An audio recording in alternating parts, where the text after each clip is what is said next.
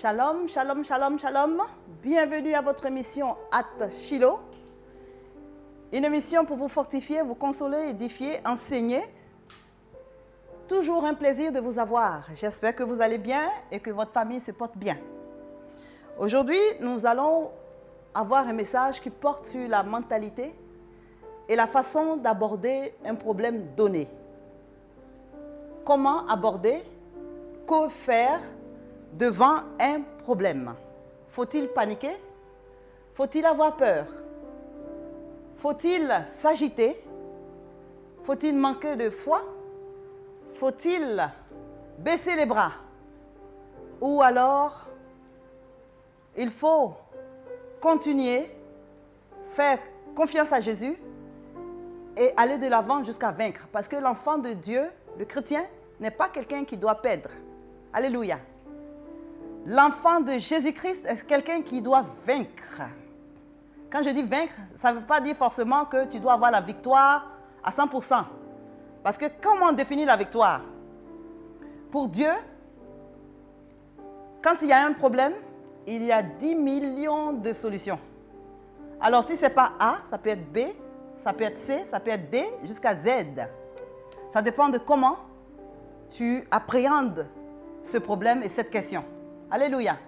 Ça dépend de ta foi, ça dépend de ta façon d'accepter le problème et de vouloir continuer de te battre ou d'abandonner.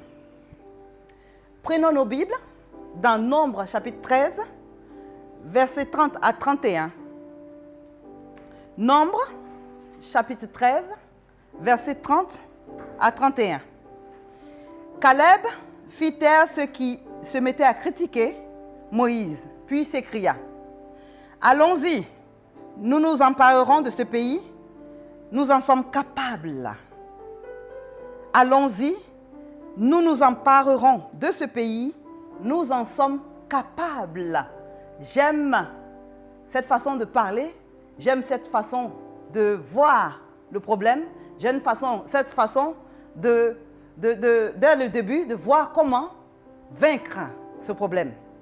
Je ne vais pas aller trop en profondeur de la parole, mais je vais essayer de résumer pour vous.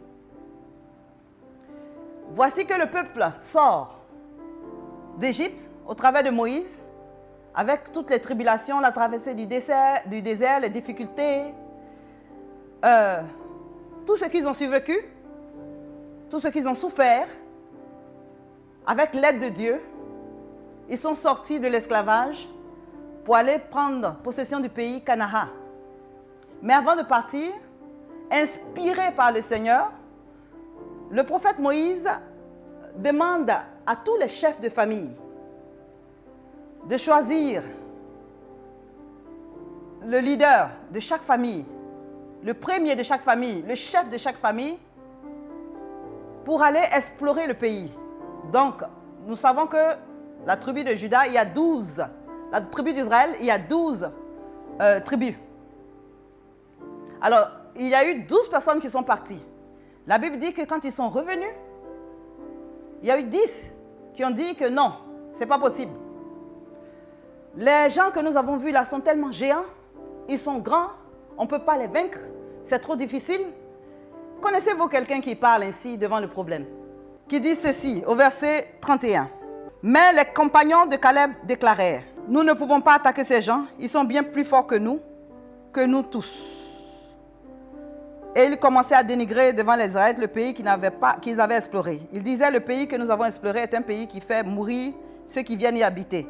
Les gens que nous avons vus sont de grande taille. Nous avons vu des géants. Alléluia. 2 personnes étaient positives et tout le reste, au verset 31, voilà ce qu'ils disent. Ce sont des géants, ce sont des gens de grande taille. Voici, ce n'est pas possible. Voici des gens. Est-ce que tu te retrouves dans cette situation? Des gens qui, toujours, rien ne va. Ce soir, le Seigneur vient me faire te dire que tu puisses changer ta façon de penser et de changer ta mentalité et ta façon de voir les choses. Josué et Caleb disent: nous pouvons, pendant que 10, vous voyez que le nombre n'est pas juste. Il y a 2 seulement qui disent que c'est possible et il y a 10. Avec Dieu, ce n'est pas la masse, ce n'est pas le nombre, ce n'est pas la grandeur, ce n'est pas la dimension. Parce que Dieu peut faire de grandes choses avec de petites choses.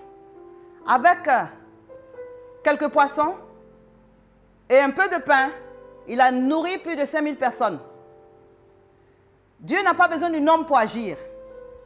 Dieu n'a pas besoin de la grande quantité ou d'une grande armée pour délivrer le pays. Josué et Caleb ont eu la foi. Ils ont cru en ce que Dieu pouvait faire. La Bible dit que ils disent que c'est une terre bénie où coule le lait et le miel. C'est-à-dire qu'il y avait tout. Et en tant que chrétien, quand tu sais que c'est Dieu qui t'a fait sortir de l'esclavage et qu'il a ton avenir en main, c'est qu'il va te conduire dans quelque chose de bien. Là où il y a l'abondance, là où il y a la paix, là où il y a toute chose qui va concourir à ton bien. Le Seigneur m'amène à vous dire que la façon négative de penser ne peut rien changer. Au contraire, ça vous fait plonger. Le Seigneur veut que nous puissions éliminer la peur, l'agitation, l'inquiétude, tout ce qui est négatif. Parce que quand tu es devant un problème, que tu paniques, sache que tu es parti pour perdre. C'est dans le calme que sera votre délivrance, n'est-ce pas? Ce que dit la Bible. Dans le calme et la patience, le calme. Devant un problème, qu'est-ce qu'il faut faire? Il faut être calme. Il faut prier. Il faut chercher la face de Dieu. Et il faut regarder le secours qui vient de l'Éternel. Dieu a un plan pour toi. Toi qui me regardes. Toi qui es chez toi, qui as perdu tout espoir. Toi qui penses que le problème est trop grand. Dis à ce problème-là que ton Dieu est plus grand que ce problème. Il y a de l'espoir. Dieu est capable de te délivrer, de changer ta situation comme il a fait avec les enfants d'Israël. Seulement Caleb et Josué ont eu la foi. Ils ont cru en celui qui les a appelés. Ils ont cru en celui qui leur a dit d'aller posséder cette terre. Alléluia. Ils n'ont pas écouté le nombre de personnes négatives. Vous savez, quand vous voulez faire de grandes choses, il y a toujours, quand vous avez un projet, surtout, il ne faut pas trop en parler. Et même pas du tout en parler. Si vous devez en parler à quelqu'un, allez devant votre Seigneur, fermez la chambre et parlez-lui. Quand vous en parlez aux gens, vous allez voir qu'il y a toujours des gens qui vont vous décourager. Tu as un projet d'école. Ou bien tu as une affaire que tu veux faire. Quand tu vas aller parler aux gens, ils n'ont pas reçu la vision. Quand tu vas aller parler de ça aux gens, essayer d'avoir un peu de réconfort ou d'encouragement, il y aura toujours des gens qui te diront, est-ce que tu crois que tu peux faire ça? Et il y a combien ton budget? Si tu as un budget par exemple de 5 millions alors que tu n'as rien dans la poche, ils vont te dire, mais celui-là il rêve. Est-ce qu'il pense qu'il peut le faire? Alléluia. Ce soir, je viens te dire que cela est possible. Que le Dieu que nous servons, de zéro, il peut te faire devenir un héros. De zéro, tu deviens un héros. Dieu n'a pas besoin de te donner les 5 millions sur le champ. Dieu agit petit à petit. Il va commencer avec une idée. Il va te donner 100 000. Il va te donner 200 000, 1 million, 3 millions. Il va aller petit à petit avec toi. Et à la fin, tu verras qu'à la fin, il t'a donné 5 millions. Alléluia. Comment est-ce que tu abordes le problème? Quelle est ta mentalité? Mon frère, si tu m'écoutes ce soir, Dieu veut que tu changes de mentalité et que tu aies un esprit de conquérant, que tu aies un esprit de quelqu'un qui gagne. C'est-à-dire, quel que soit le problème, il veut que tu persévères, que tu sois positif. Capacité de regarder quand tu as un objectif. Quand tu as un objectif à atteindre, tu ne regardes pas tout ce qui peut être un obstacle. Ce qui est un obstacle, normalement, doit tomber sous ton pouvoir. Parce que tu es un enfant de Dieu. Tu n'es pas n'importe qui. Tu as le choix de Dieu. Tu es l'élu de Dieu. Et tu n'es pas seul dans cette histoire. Tu es avec Dieu. Alors, si tu as un projet, ne laisse personne te décourager. Rentre dans ta chambre, prie. Au fur et à mesure que tu avances, tu pries. Au fur et à mesure que tu avances, tu pries. Et tu te lèves. Avec le peu que tu as, commence. Dieu aime les gens qui font des hommes de foi. Pose le premier pas. Et tu vas voir que le Seigneur sera avec toi. Dieu veut agir quand toi tu agis. Alléluia. Dieu veut agir quand tu agis. Dieu veut agir quand tu réalises que tu peux agir. Regardez Moïse devant la mer Rouge. Quand il est retourné vers le Seigneur, oh Seigneur, nous sommes en train de mourir, que faire? Le Seigneur lui a demandé, qu'as-tu dans la main? Tu as quelque chose, utilise-le. Lorsque Moïse a tendu le bras, alors la mer s'est ouverte. Qu'est-ce que tu as dans la main? Un autre exemple aussi, la veuve qui allait voir le prophète Élisée. Le prophète lui a demandé, qu'est-ce que tu as à la maison? Elle dit, je n'ai rien d'autre qu'un peu d'huile. Avec cette huile, elle a versé plusieurs bouteilles pour payer sa dette et aussi nourrir ses enfants. Alléluia. Dieu a quelque chose, il a mis quelque chose en toi. Tu as quelque chose en toi, un talent en toi, qui n'est pas forcément financier. Mais avec ce talent-là, Dieu peut t'amener au sommet. Alléluia. Mais il faut que tu réalises cela. Tu dois savoir que en toi, Dieu a mis quelque chose de bon. N'écoute pas les gens qui te découragent, comme ces gens qui ont essayé de décourager l'aveugle de Jéricho. Il dit, ne dérange pas le maître. L'aveugle de Jéricho savait que ce jour-là était le jour de sa délivrance. Il était fatigué de la souffrance. Il était fatigué d'être dépendant. Il était fatigué de souffrir. Il était fatigué d'être aveugle. Il était fatigué d'être quelqu'un qui doit dépendre des gens, que les gens veuillent le soulever pour le mettre au bord de la route avant qu'il ne trouve à manger. Il était fatigué de cela. Il a entendu Jésus. Il a entendu le bruit. Il a dit, aujourd'hui, c'est mon jour. Il était décidé. Il était déterminé. Il a dit, aujourd'hui, le maître ne passera pas à côté de moi sans que ma situation soit résolue. La Bible dit qu'il a crié à Christ. Et de sorte que Dieu a dû s'arrêter. Jésus s'est arrêté. Il dit, qu'est-ce que tu veux? Selon que tu sois guéri selon ta foi. Et il a été guéri. La femme à la perte de sang. Pareil, la détermination, mon frère. La détermination, ma soeur. La mentalité du vainqueur. La mentalité de celui qui réussit. Voyez, la femme qui avait la perte de sang ne s'est pas aussi laissée décourager par les gens. Elle n'a pas regardé sa situation. Elle n'a pas regardé le fait qu'elle était impure et qu'elle ne devait pas approcher le maître. Elle a dit, aujourd'hui, je suis fatiguée. J'ai utilisé tout mon argent pour voir les médecins. Je n'ai pas de vie. Je suis rejetée. Cela doit s'arrêter. Mon frère, si tu prends la décision ce soir que ta souffrance s'arrête aujourd'hui, au nom de Jésus, cela va s'arrêter. Quelle est ta mentalité ce soir? J'appelle à ta conscience pour que tu saches que cela dépend aussi de toi. C'est Dieu qui fait tout, mais Dieu veut que tu te disposes à vaincre. Tu n'es pas né pour perdre. Tu n'es pas né pour être méprisé. Tu n'es pas né pour être pauvre. Tu n'es pas né pour ne pas avoir d'avenir. Tu n'es pas né surtout pour souffrir. Que cette souffrance s'arrête aujourd'hui même. Mais ce n'est pas quelqu'un d'autre qui prendra la décision à ta place. C'est toi qui vas décider qu'aujourd'hui, j'arrête de pleurer. J'arrête de pleurnicher comme ce peuple-là. Devant les problèmes, ils ont commencé à paniquer, à pleurnicher, à crier, à dire que ce n'est pas possible. Mais avec Christ, cela est possible. Ta mentalité basée en Christ, fondée sur Christ, avec l'aide, la foi, le fait de croire que Dieu peut t'aider. Positivement, tu penses que positivement Dieu va le faire, il est capable de le faire. Le Seigneur est capable de te restaurer. Le Seigneur est capable de te bénir. Le Seigneur est capable de faire quelque chose de toi. Là où tout le monde pense que tu es un échec. Tu peux changer ta destinée. Si tu m'écoutes ce soir, que cette parole t'amène à te révolter contre tes problèmes. Pas pour aller te battre physiquement avec qui que ce soit, mais dans ta mentalité, tu décides que tu dois réussir. Parce que tu dois être une source de bénédiction pour ta famille, pour tes amis, pour les gens que tu ne connais pas, pour ta nation et pour les autres nations. Parce que par tes bénédictions, tu peux être disposé à aider par exemple les pauvres, à aider les orphelins, à aider les veuves, à aider des gens qui sont dans le besoin.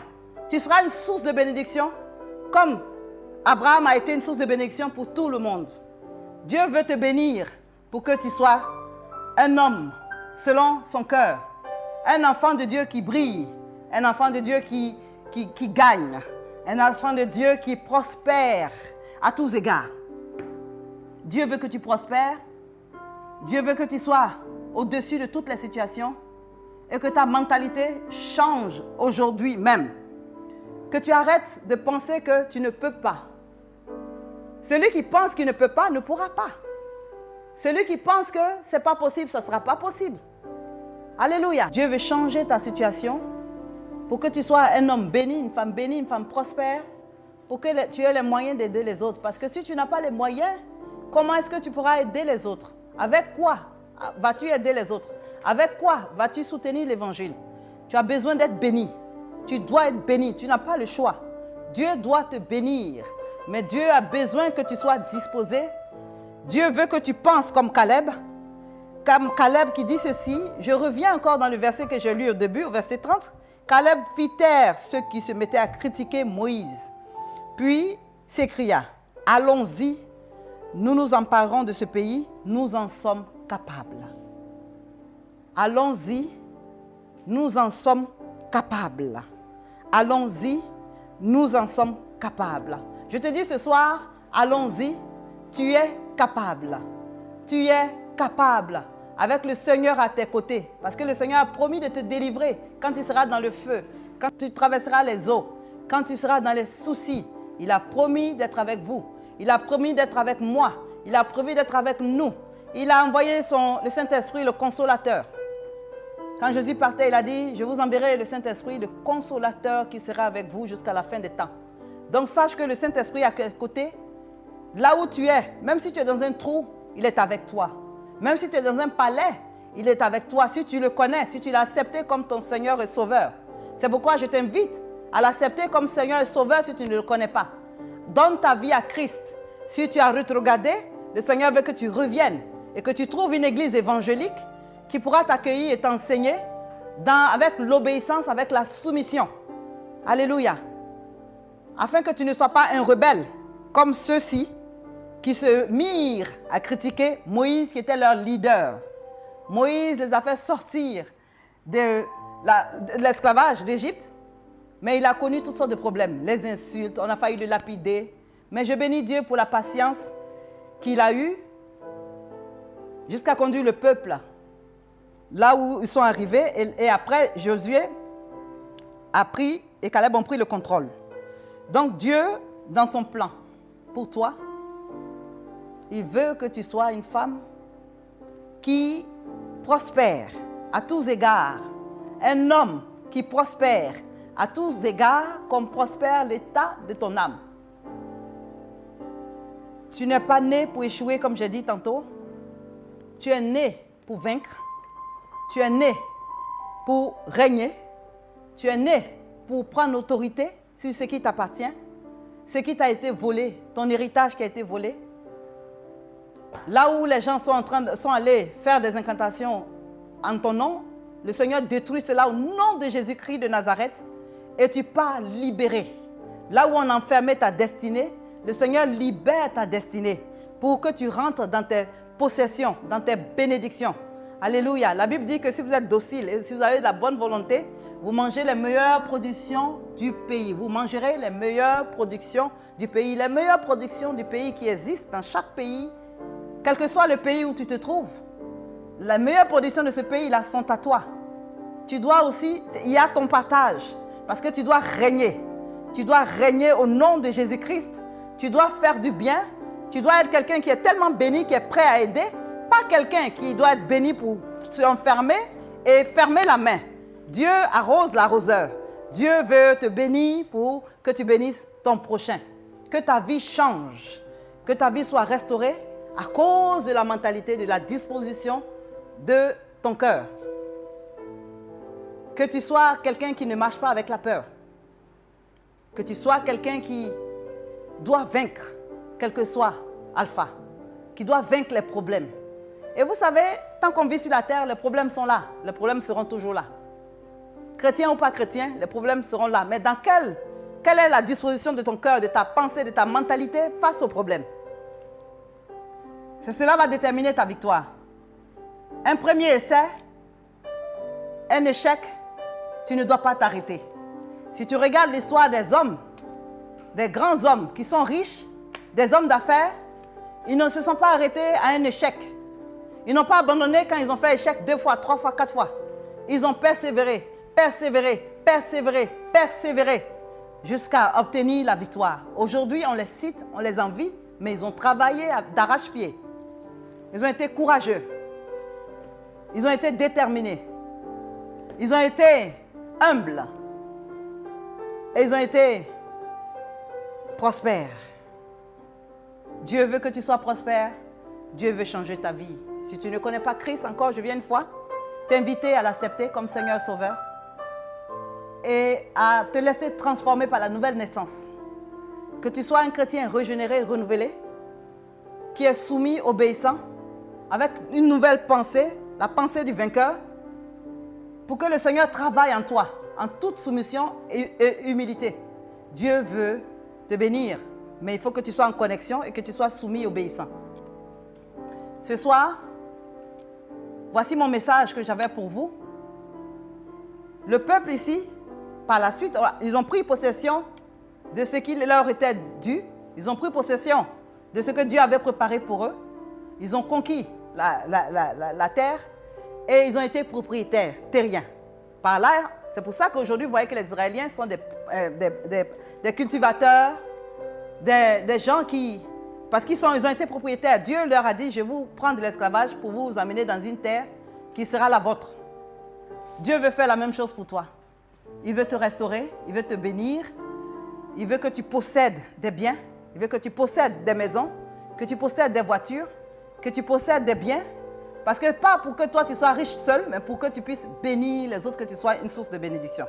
Nous allons prier. Seigneur, ce soir, je viens dans ta présence pour te remettre ma situation en tes mains.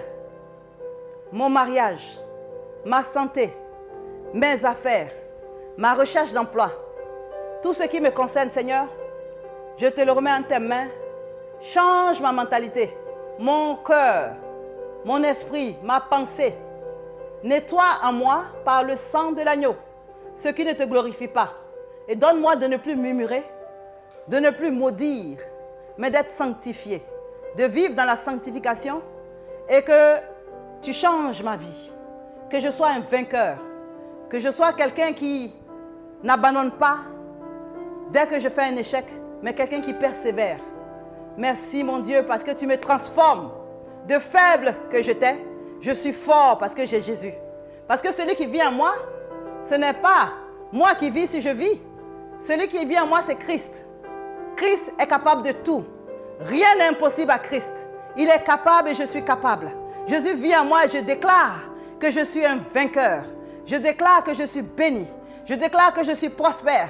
Je déclare que je vais de l'avant, que ma situation change. Que ceux qui me connaissaient comme l'aveugle de Jéricho me voient comme quelqu'un qui est guéri, qui voit clair. Que ceux qui me connaissaient comme Esther, l'esclave, me voient comme Esther, la reine. Que ceux qui me connaissaient comme David le berger, me voient comme David, le roi. Que chacun, ma situation change. Et que je sois quelqu'un qui est prospère. Béni mon Dieu, béni sois-tu parce que je témoignerai pour ta gloire. Je parlerai de ta bonté. Et je dirai, voici ce que Dieu a fait. Venez voir ce que Dieu a fait. Mon témoignage est grand. Mon témoignage est grand. Oh Jésus, c'est en toi que je me confie. Ce n'est pas un homme qui va me délivrer. Seigneur, je ne me compterai plus sur les membres de ma famille. Je ne compterai plus sur mes parents. Je ne compterai plus sur mes amis, mes connaissances, les gens bien placés. Je compte sur celui qui est très haut, celui qui a créé l'univers, le Dieu Tout-Puissant. Je compte sur Jésus, mon avocat, qui va prier, intercéder à ma faveur pour que ma vie soit un témoignage, la gloire de Dieu. Seigneur, je suis béni, je suis prospère. Je suis celui que tu transformes comme Lazare. La mort de Lazare est devenue un témoignage. Le Seigneur, les gens sont venus voir Lazare mort et ressuscité. Que tous ceux qui pensaient que c'était fini pour moi, Père, qui viennent voir ce que tu as fait de grand dans ma vie. La Bible dit que le Seigneur dressera une table en face de mes adversaires. Seigneur, le moment est arrivé pour toi de dresser une table garnie. Pas n'importe quelle table, mais une table garnie de toutes sortes de bonnes choses. Pour que le monde voie que celui qu'ils ont méprisé, celle qu'ils ont méprisé, celle qu'ils ont pris pour rien, est devenue quelqu'un. Pas par ma force, mais à cause de Jésus-Christ qui est mort sur la croix pour moi. Seigneur, je te remercie pour ta bonté. Merci Père. Merci Père. Merci Père. Merci pour ta bonté. Sois loué, maintenant et pour toujours. C'est au nom puissant de Jésus-Christ que j'ai prié. Que le Seigneur vous bénisse. Que le Seigneur se souvienne de vous, de votre famille, vos enfants et vos projets. Au nom puissant de Jésus, j'ai prié. Amen.